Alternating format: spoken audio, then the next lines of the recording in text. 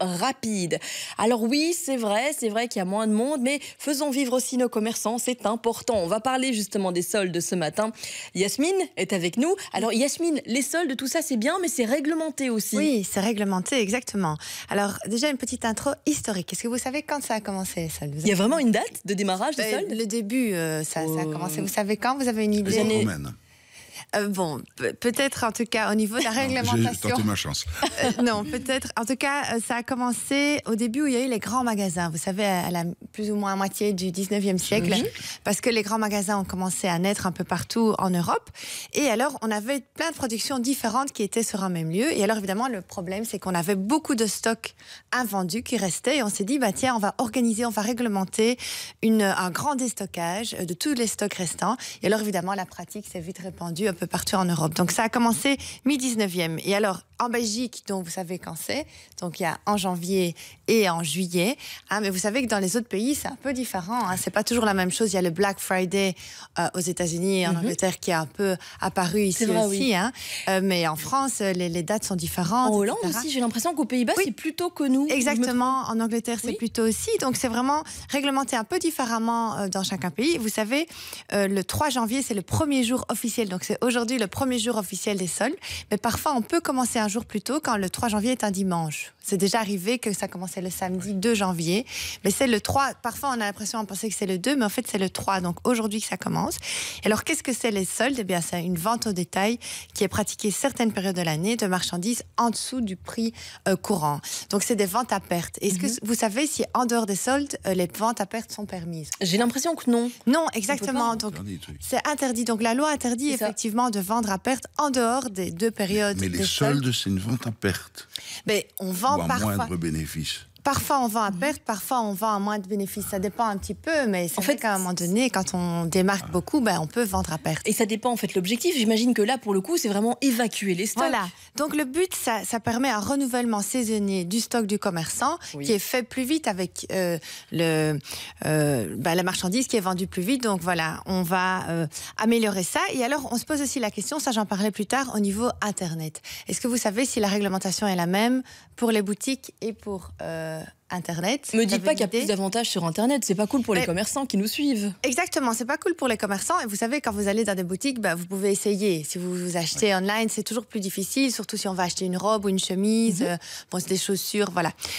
Par contre, la réglementation est exactement la même, que ce soit pour les boutiques que pour les ventes en ligne, mais il y a une grosse différence. Est-ce que vous connaissez cette grosse différence? Le retour, est-ce qu'on peut rendre un truc soldé sur Internet? Oui, exactement. Sérieux? Donc ça, retenez bien, donc c'est très important. L'échange et le remboursement pourra toujours se faire si vous achetez sur Internet. Parce que quand vous achetez sur Internet, c'est considéré comme une vente à distance. Et une vente à distance, qu'est-ce que vous avez comme bénéfice? Eh bien, vous avez le délai de rétractation, j'en ai déjà parlé, de 14 jours. Donc, partout en Europe, ça a été harmonisé à 14 jours. Et donc, que l'article que vous achetez soit soldé ou non, vous pourrez toujours l'échanger ou le rembourser. D'accord. Par contre, combien de temps pour ça? 14 jours, à partir du moment Donc vous du pouvez moment prendre de un vêtement, le porter pendant 14 jours. Maintenant, il faut voir. Logiquement, on n'est pas censé faire ça, Eddy Pribilski. Dites donc, espèce de resquilleur. Il faut garder le ticket. C'est comme quand vous rendez dans un magasin. Maintenant, le commerçant dans un magasin, il sera jamais obligé de vous reprendre ou de vous rembourser l'article. Il le fait que par geste commercial. Il sera jamais obligé de le faire. Vous parlez de la période de solde. Oui, la période de solde. D'accord. Alors, qu'est-ce qui se passe avant la période de solde? Vous avez déjà entendu parler de la période d'attente? Non, c'est quoi? Alors, la période d'attente, c'est une période qui est légalement fixée par la loi, donc une période d'1 mois qui précède la période des soldes. Donc, c'est 1 mois avant les soldes. Et pendant cette période bien spécifique, eh bien, on ne peut pas annoncer toute réduction de prix ou toute liquidation. Donc, tout ça, c'est interdit. Et pourquoi c'est interdit? C'est pas pour embêter le commerçant, évidemment. C'est pour garantir une concurrence et c'est pour aussi protéger le consommateur pour qu'il puisse un peu comparer les prix équitablement. Parce que vous savez, on entend souvent parler dans la presse et ailleurs que lorsqu'on achète, on croit faire une bonne affaire et finalement, quand on vérifie avec le prix initial, eh bien, le prix n'a pas vraiment beaucoup changé. Ça arrive souvent, on voit ça dans la presse, etc. Et justement, ici, on veut interdire ça pour garantir qu'il y ait vraiment une différence de prix entre la période avant les soldes et pendant les soldes.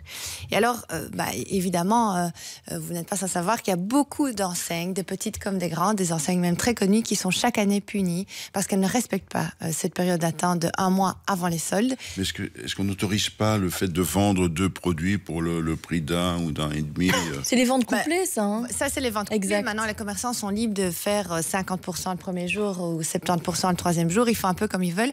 Mais normalement, cette période avant les soldes, ils doivent vraiment la respecter. Ils peuvent pas... chaque année, on va voir des sanctions, mais normalement, ils ne peuvent pas vendre moins cher avant les soldes. Et alors, si je vous comprends bien, Yasmine, apparemment, il y a donc des différences entre les ventes en ligne et la vente en boutique, en magasin, même en période de solde. Oui. Cela dit, il y a des nouveautés qui arrivent aussi pour la vente en ligne. J'en parlerai. Et les nouveautés, ça concerne uniquement la période des soldes ou bien toute l'année? Non, c'est une nouveauté qui concerne les ventes en ligne. On en a parlé il n'y a pas longtemps dans la presse. Okay. Et donc, je vous en parle en deuxième partie. Génial. N'hésitez pas, les amis. Dites-nous justement, vous, est-ce que vous êtes du genre à faire les soldes ou pas du tout? Vous préférez peut-être éviter le monde, n'est-ce pas, Eddy? J'ai l'impression que c'est pas votre truc, les soldes. C'est vrai que c'est un truc de femme. On aime ça, nous, se battre, s'arracher justement les vêtements. Venez voir Pat, par exemple, qui nous met des petites photos, vidéos sur la page Facebook du 6-8. On parle des soldes aussi avec Jean-Marie qui dit « Vive Internet, bien loin des foules, bonne journée ». Et puis Daniel dit « Avec tout mon respect pour la gente féminine ».